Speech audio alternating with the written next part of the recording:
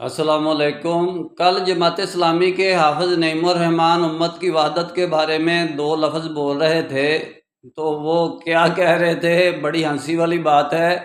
वो कह रहे थे कि एक फ़िरके के अंदर सारे फ़िरक़ों को जमा होना पड़ेगा, यानी कि वो तो फिर एक फ़िरका बनाने वाली बात है। वो यानी कह रहे थे कि जमात इस्लामी के अंदर तमाम फ़िरक़ों को जमा होना पड़ेगा, और ये मुँह से कह रहे थे कि जमात इस्लामी ये खसूसियत रखती है कि इसके अंदर तमाम फ़िरके पनाह ले सकते हैं और फ़िरके अपनी असल हालत में ही रहेंगे और जमात इस्लामी के अंदर एक जमात बन जाएंगे। और ये एक बिल्कुल फजूल किस्म की बात है। इस्लाम की जमात जब इंशाल्लाह एक बननी है तो ये सारे फ़िरके एक जमात बनने हैं, एक जमात के अंदर नहीं जाने हैं। ये एक जमात के अंदर 80 साल से ये कर रहे हैं जमात इस्लामी वाले।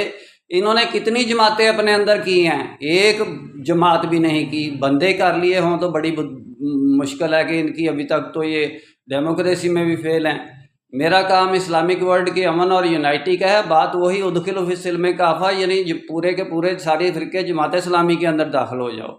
कुरान की आयत की वही तर्जुमा हाफिज़ नईमुर रहमान साहब माशाअल्लाह सुबहान अल्लाह जज़ाकल्लाह बारकल्लाह कर रहा था, जो मैं पहले बयान करता रहा हूँ। इंशाल्लाह डिटेल में बात फिर होगी। निस्बत वहदत खिदमत खैर के साथ। अल्लाह हाफिज़।